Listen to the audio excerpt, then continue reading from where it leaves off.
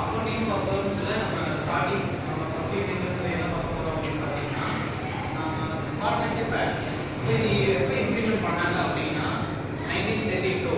So 1932 ஒரு partnership act கொண்டு வராங்க. ஸோ பார்ட்னர்ஷிப் ஆக்டுக்கு பார்ட்னர்ஷிப்னா பொதுவாக எது இருக்கும் கம்பெனிஸ்ல. அப்போ கம்பெனிஸ் ஆக்ட் வந்து எப்போ எஸ்டாப்ளிஷ் பண்ணுறாங்க அப்படின்னா 1956.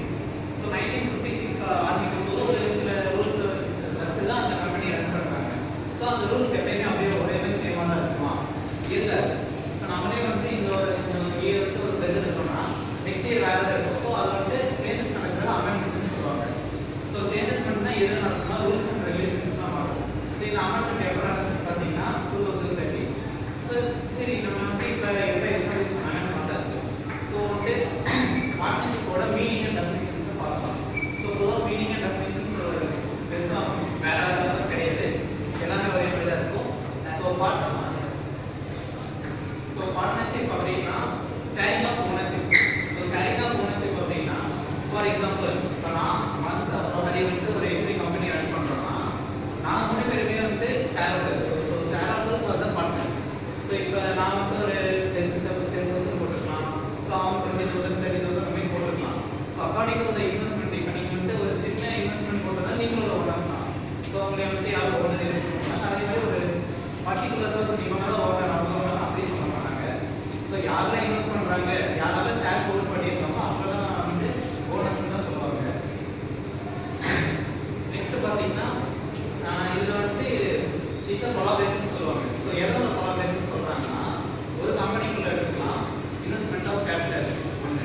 Next optimisation of resources. So என்னென்ன ரிசோர்ஸஸ்லாம் இருக்கோ எல்லாத்தையுமே இம்ப்ளிமெண்ட் பண்ணுவாங்க. ஃபார் எக்ஸாம்பிள் இப்போ நான் வந்து ஒரு சின்ன ஒரு இண்டஸ்ட்ரி யூஸ் பண்ணுறேன்னா ரா மெட்டீரியல்ஸ் வாங்குவேன், அதை மேனுஃபேக்சரிங் பண்ணுவேன், ப்ரொடக்ஷன் பண்ணுவேன், மார்க்கெட்டிங் பண்ணுவேன்னா இது எல்லாமே ஒரு கம்பெனி நடக்குது. ஸோ இது எல்லாமே சேர்ந்து கொலாபரேஷன் தானே. ஸோ இது வந்து கொலாபரேஷன் சொல்லுவாங்க. ஸோ நெக்ஸ்ட் இதோட ஃபியூச்சர்ஸ் பார்த்தீங்கன்னா என்னென்ன ஃபியூச்சர்ஸ் இருக்குன்னா மொத்தம் மெயினாக 3 ஃபியூச்சர்ஸ் இருக்குது. ஃபர்ஸ்ட் வந்து contract and agreement. So contract வந்து பார்த்தீங்கன்னா between 2 persons நடக்குது. ஸோ இப்போ நான் வந்து ஹரிக்கிட்ட வந்து ஒரு கான்ட்ராக்ட் என்னோட கோரிக்கைகள் சொல்லி இந்த மாதிரி எனக்கு ஒரு விஷயம் பண்ணணும் அப்படின்னா அவங்களோட கோரிக்கை என்ன சொல்லுவாங்க. ஸோ நாங்கள் 2 பேர் பேசி மியூச்சுவல் அண்டர்ஸ்டாண்ட் பண்ணி ஒரு கான்ட்ராக்ட் போடுவோம். ஸோ இது வந்துட்டு கான்ட்ராக்ட். அதே மாதிரி பார்த்தீங்கன்னா ஒரு டெசிஷன் மேக்கிங்ல சொல்லுவாங்க. இப்போ ஒரு கான்ஃபரன்ஸ் மீட்டிங் வைக்கிறாங்க நீங்கள் எம்என்சி கம்பெனியில் ஒரு கான்ஃபரன்ஸ் மீட்டிங்னா அங்கே நிறைய எக்ஸிக்யூட்டிவ்ஸ் வருவாங்க. ஸோ ஒரு மினிமம் 4க்கு மேலே இருப்பாங்க. ஸோ எல்லாருமே கலந்து பேசி ஒரு அக்ரிமெண்ட்டுக்கு அக்ரி பண்ணுவாங்க. ஸோ இது அக்ரிமெண்ட்னு சொல்லுவாங்க. ஸோ செகண்ட் ஃபியூச்சர் என்னன்னு பார்த்தீங்கன்னா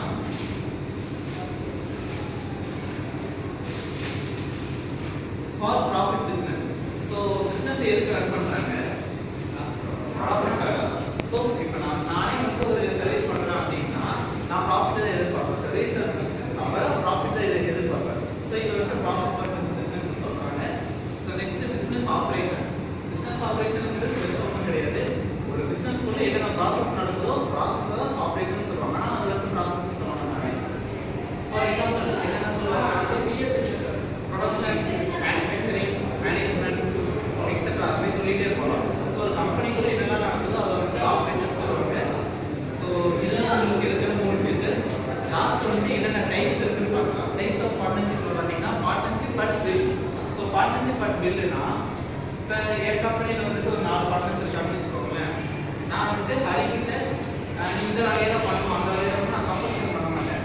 உனக்கு என்ன ஒரு ஓகே நீ பண்ண அவங்களோட விஷயம் ஏற்ற மாதிரி நான் சொல்லிடுறேன். ஸோ இதுதான் partnership at will. Second one பார்த்தீங்கன்னா பர்டிகுலர் பார்ட்னர்ஷிப். ஸோ பர்டிகுலர் பார்ட்னர்ஷிப்னா நான் இதுதான் பண்ணுவேன். ஸோ பர்டிகுலர் பார்ட்னர்ஷிப்னா நான் இதுதான் பண்ணுவேன் அப்படின்னு.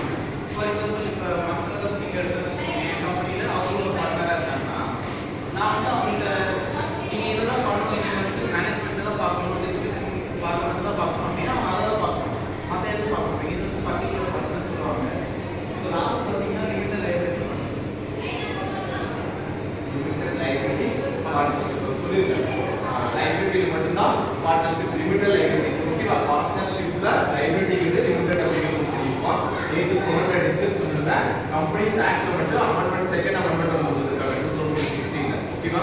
மறக்காத அதே second amendment 13 first amendment, second one companies act 2016. ஓகேவா? என்னென்ன அமெண்ட்மெண்ட்ஸ் அப்படிங்கிறது நான் சொல்றேன். நீங்க அதுக்கப்புறம்